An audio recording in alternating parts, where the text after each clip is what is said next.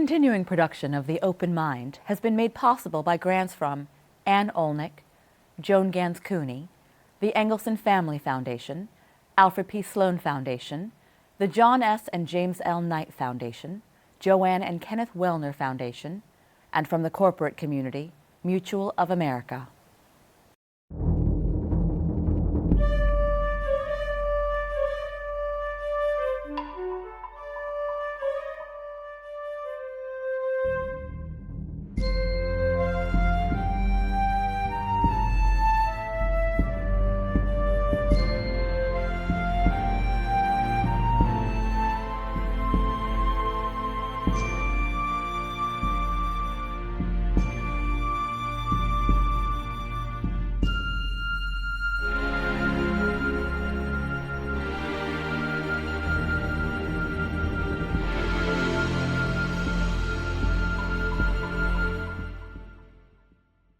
I'm Alexander Heffner, your host on The Open Mind. Days after the election last year, and in response to a campaign of flagrant lies and propaganda, the website that stood historically as the first line of defense against misinformation issued a message to its U.S.-based readers. People talk about us living in a post-factual era of politics.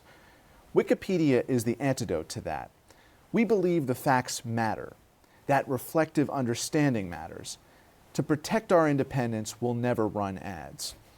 Now, increasingly, that website, Wikipedia, is our last line of defense against the raging proliferation of untruths and mistruths that have dominated political discourse in recent months and years. We were honored to host the first two executive directors of the Wikimedia Foundation, and today we extend that streak with its third chief, Executive Director Katherine Maher. I've gotten to know Katherine as a most fierce and eloquent champion of Wikipedia and its unique imperative to ensure the integrity of information, really knowledge, disseminated across our digital horizons. Katherine, it's a pleasure to have you here today. It is such a pleasure to be here. Thank you. Belated congratulations on your appointment. Oh, thank you. We're thrilled to be here. Do you agree with that analysis of Wikipedia today being that last line of defense? No, I think we're part of an ecosystem of information. The information about what's happening in the world today, politics, current events, is just a subsection of what Wikipedia does. Wikipedia is available to talk about everything from 18th century tapestries to the origins of our galaxy to, of course, current events. I wouldn't think of us as a last line of defense. I think of us as part of a knowledge ecosystem. We're more important than what's happening today. We're really here for the past and we're here for the future. And we sort of take a very long view of human knowledge and history. To issue that warning, in effect, or a promotional campaign around the integrity of information as Americans were contemplating the reaction or their reactions to the election, the discourse was not being shaped sufficiently by fact. Mm-hmm. And you were at least acknowledging that, right? We were acknowledging that. I mean, it was timely for us. We always spend November and December talking to our readers. It's when we do our annual fundraising campaign. And we felt like we had to acknowledge the fact that the conversation in the public in the United States was very much around, are facts real? Do they exist? Can we find some sort of common consensus in all of the chaos of the conversation? And we believe that we can. In fact, we believe that's what Wikipedia does best. It takes all of this disparate information and it encourages people to find truth among disagreement, and it encourages people to find consensus among sort of like deeply challenging contextual differences. And we wanted to articulate that that is something that we feel that we can still do as a society. It's not partisan, it's not political. There are truths that exist and we can find them together. What does the reliability of Wikipedia depend on? The reliability of Wikipedia depends on reliable sources of information. So there are a couple core principles that go into building a Wikipedia article. They have to do with no original research on Wikipedia. You want to be able to verify back to secondary sources. You want to make sure that it's written in a very neutral point of view. And those secondary sources are everything from academic journals to the press. And when we think about what constitutes a reliable source, we're looking for the characteristics of reliability, not a list of sources. So what I mean by that is, does a publication, does it have a history of fact-checking? Is it known for issuing corrections when it gets things wrong? Does it engage in contemplation around what truth actually is and sort of self-critical reflection when it maybe doesn't live up to those standards. So how do you scale, and this is an ongoing question we've had for years now on this program, but how do you scale that mission in a way that can effectively combat the onslaught of misinformation, and is there any mechanism through which you try to identify that to avert course? Sure. So how do you scale the Wikimedia mission, I think, is a mystery even to Wikimedians. There's sort of this expression that nobody really kind of knows how it works in theory, but it's a really great thing because it does seem to work in practice. I think there's something so compelling about the idea that any single person can contribute to the sum of all human knowledge, regardless of where you come from, regardless of which language you speak, regardless of whether you're an expert in the subject area. All you need to do is have a good set of resources, some critical thinking, and dive right in there and cite what it is that you're saying. How does that scale? I think, hundreds, if not thousands, of graduate papers have been written about trying to actually unpick sort of the mechanics of it. But when it comes to the moment in time today, I think what we're really looking for is, what model can Wikipedia hold up to the world, just in terms of thinking about how do you engage people in critical conversation? How do you think about the sources engaging in media literacy or critical reflection? How do you engage in dialogue that is about the information at hand rather than sort of the passions or politics that we bring to the table? In terms of what it is that we're doing to get that out there, well, we're keeping ourselves as open as we've ever been.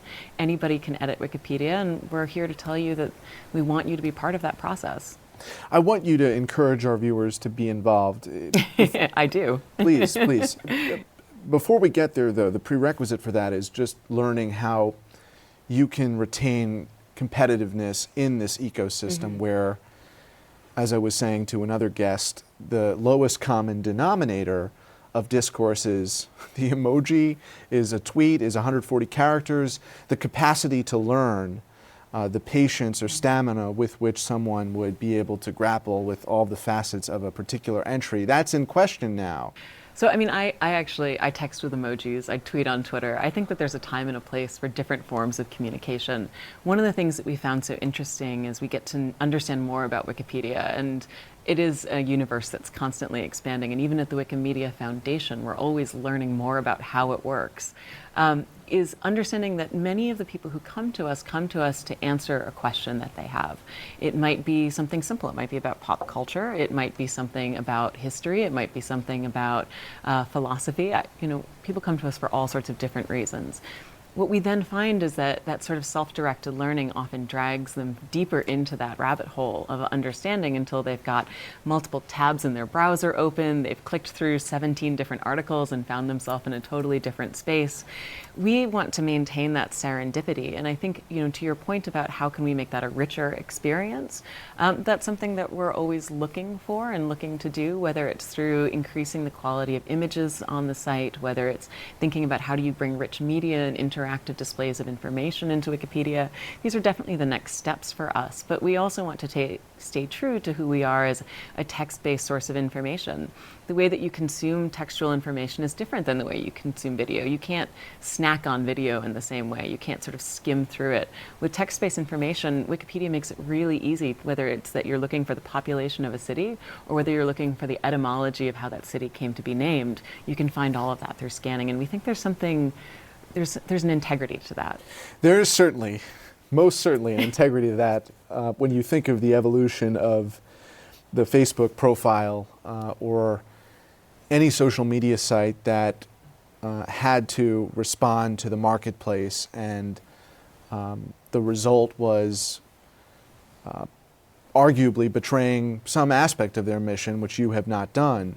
And I think that that's important to acknowledge. I was saying to you off camera, I just returned from this conference on post-factual democracy, where there was an exploration of the political currents and how we ought to respond to ensure that integrity, not just on our computers, but in our self-government, in our mission, our obligation and accountability, in our digital footprint. Absolutely. Broadly speaking, how do you apply that for someone who's watching and wants to be armed with the truth and help make possible the perpetuation of truth? So one of the wonderful things about Wikipedia is you don't actually need to be an expert.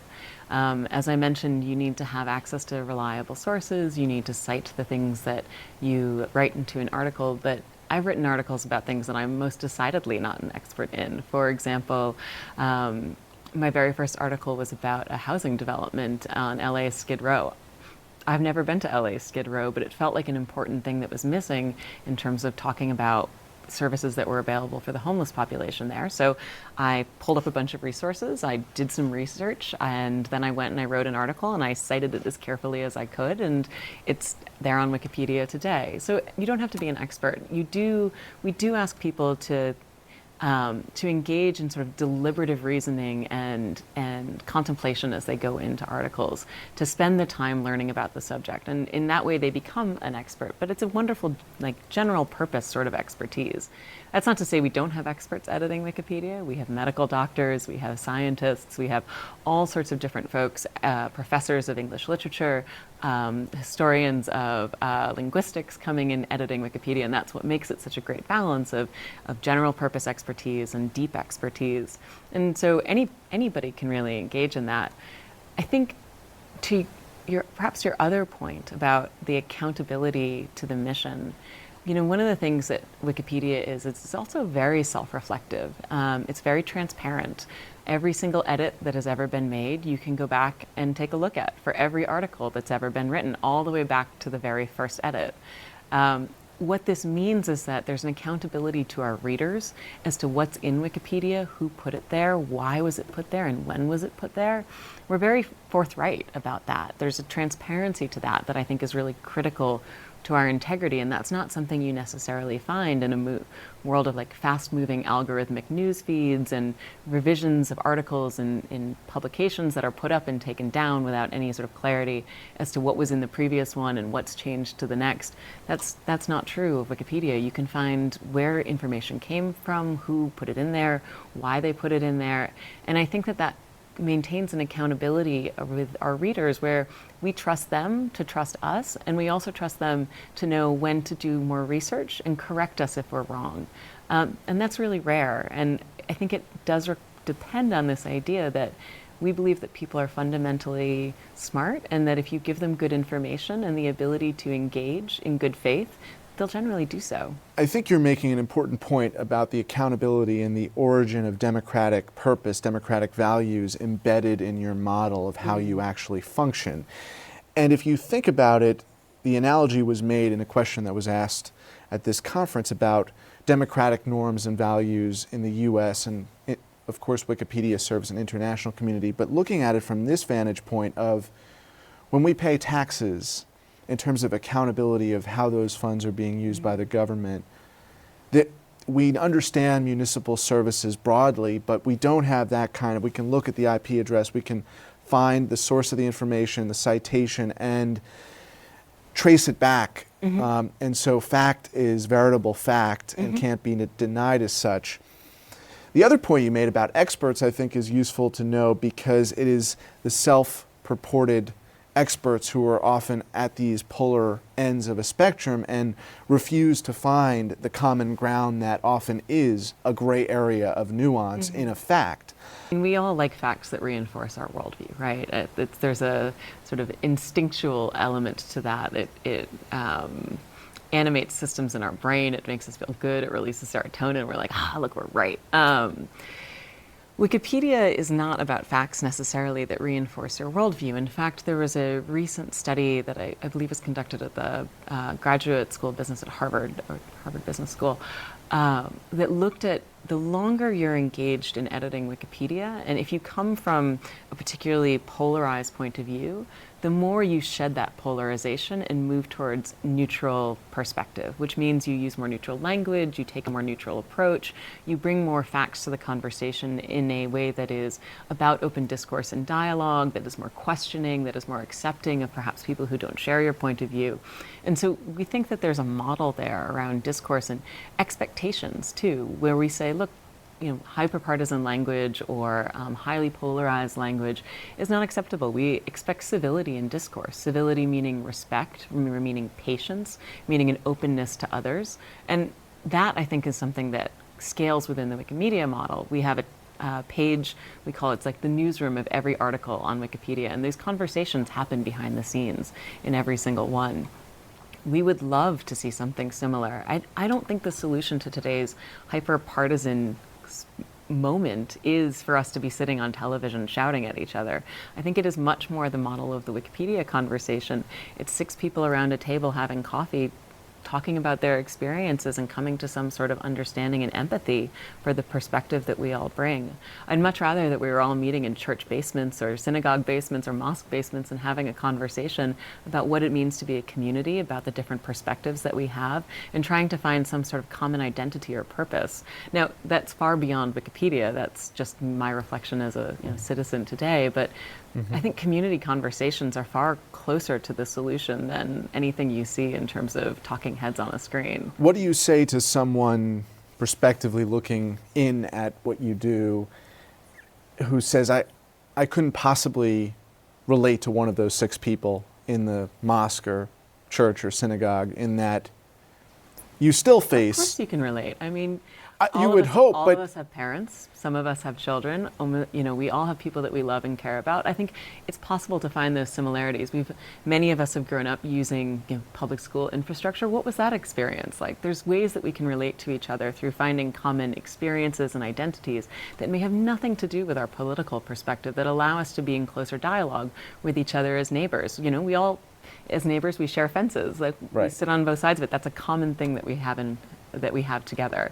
So do you not experience some resistance that has formed in recent years that suggests that Wikipedia is some kind of elite institution that is not an organic democratic process such as you've described? Because that's the person that I was alluding to, who has that point of view, and it doesn't matter how many citations, how many are from neutral, objective sources. I would say that somebody who might disagree with one thing that they read in terms of the political debate or coverage of a news event might find something else that they fundamentally agree with. If it's the coverage of their favorite television show, for example. We tend to think of Wikipedia as sort of very high-minded and all about, Plato's Cave, or what I read a lot about, for example, the physics of flight. I'm fascinated by planes. We tend to think of it as very high-minded, intellectual, academic, but in reality, we have hundreds of articles about pop culture, about The Simpsons, about Pokemon. I mean, it's famous for at one point having an article for almost every Pokemon character that has ever been created. And I challenge people not to find commonalities and to find identity in the things that we share that are part of our popular cultural experience. Absolutely. I was just looking at Hamlet and reading all the accounts of Shakespeare's Danish prince. The thing that we come back to of supporting your community, which is a unique one, the economic model of an informed democracy matters fundamentally in terms of where your focus is. If you're going to have an electorate or a citizenry that is informed as opposed to misinformed, or if you're going to have a factually rooted democracy, I think you are able to generate some foundation of stability in that educated infrastructure because of what I read from the outset. No ads, a model that's not contingent upon going viral, clickbait, and that is unique. Few and far between. Definitely. We're on the public airwaves, we share that with you, but I think this question of informed democracy and it being in the economic model determining if we're going to be factually rooted or not is important. I do think it's important. I always struggle a little bit with this, being honest, because I don't mean to imply that our friends at privately owned publications, for example, are necessarily any less factual than we would aspire to be. In fact, I think that, as I mentioned earlier, so many Wikipedia articles are written based on sources and citations that come from the press that might be privately held.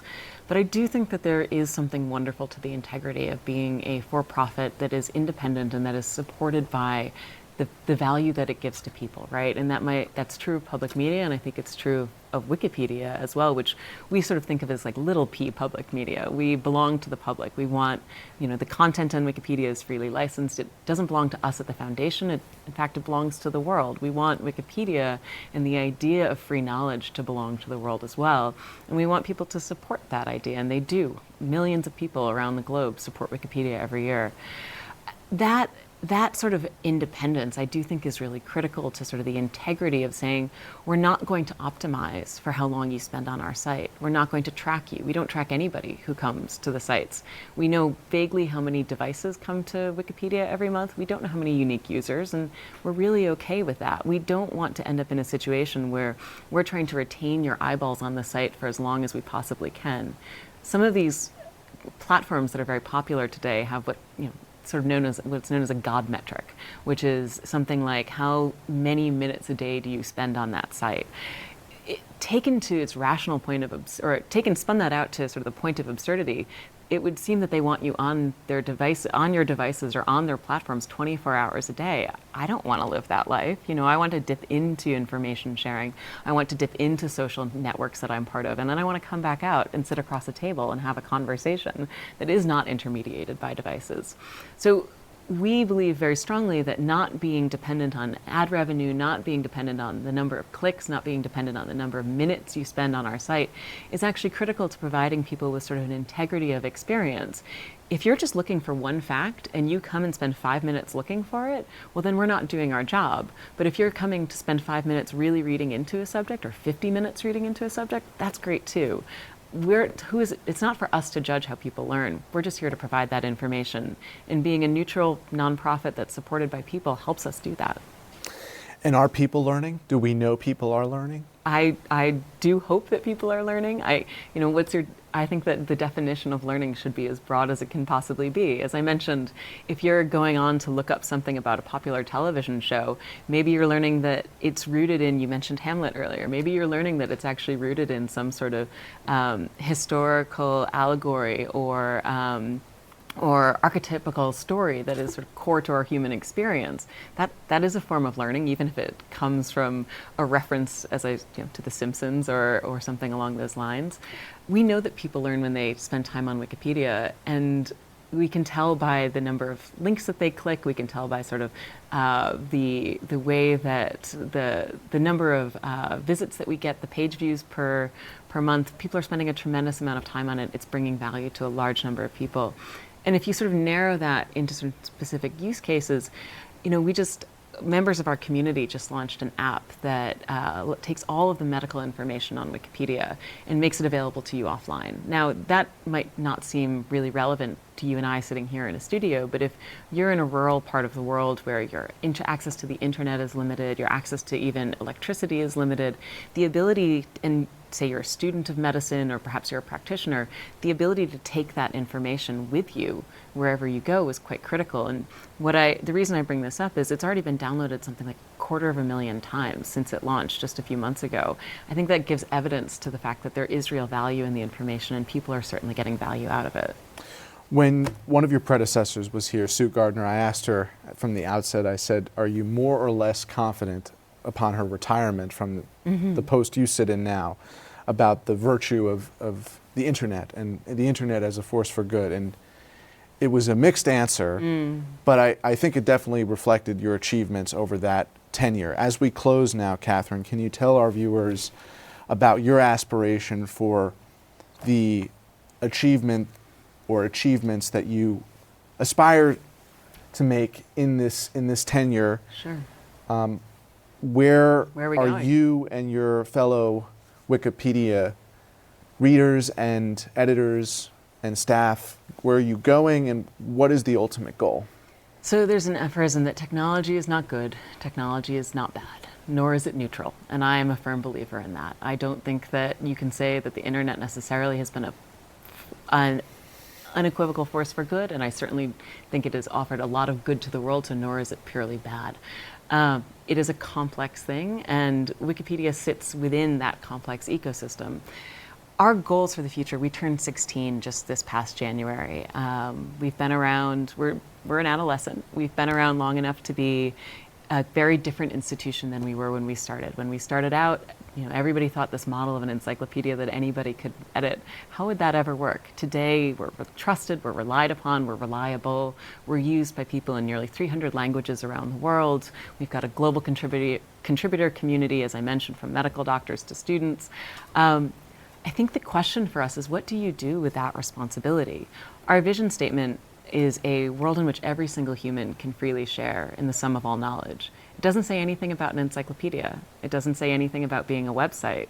So I think we're asking ourselves this question over the course of this year. In 15 years' time, when we look back when we're 30 years old, what will we have accomplished? Who will we have reached? Will every single human really be sharing in knowledge? It's not just about accessing it, it's about participating and using that knowledge to do something that improves their lives, their livelihoods, that gives them greater sort of connection to the society and shared culture that we have. What is, in your mind, the principal obstacle that you have to overcome, whether it's culture at large or institutionally, in order to say that by 2030 there will be a fuller grasp of knowledge across the globe? There are many obstacles. I'm not going to try to summarize and simplify into one. And we've talked about some of There's them awareness, tonight. there's connectivity, there's censorship, there is leisure time, people's ability to actually engage in knowledge, there's literacy challenges. At the same time, there is increased connectivity around the globe. Access to information and access to the internet is less expensive than it has ever been. Literacy is rising globally. There are some really wonderful trends that we're looking at in terms of our ability to potentially actually reach that vision in a way that was aspirational but not necessarily practical when we first started out. So I think the opportunity for us is vast. I think the challenge for us is, how do we continue to grow in a way that increases the diversity of content that exists on Wikimedia sites, continues to make sure that we're trusted and neutral and reliable to all, and that we keep our mission and our vision at the forefront of our hearts, and that we sort of keep that as our North Star into the future. Onward. Thank you, Katherine. Thank you so much. And thanks to you in the audience. I hope you join us again next time for a thoughtful excursion into the world of ideas. Until then, keep an open mind. Please visit the Open Mind website at 13.org/openmind to view this program online or to access over 1,500 other interviews. And do check us out on Twitter and Facebook at OpenMindTV for updates on future programming.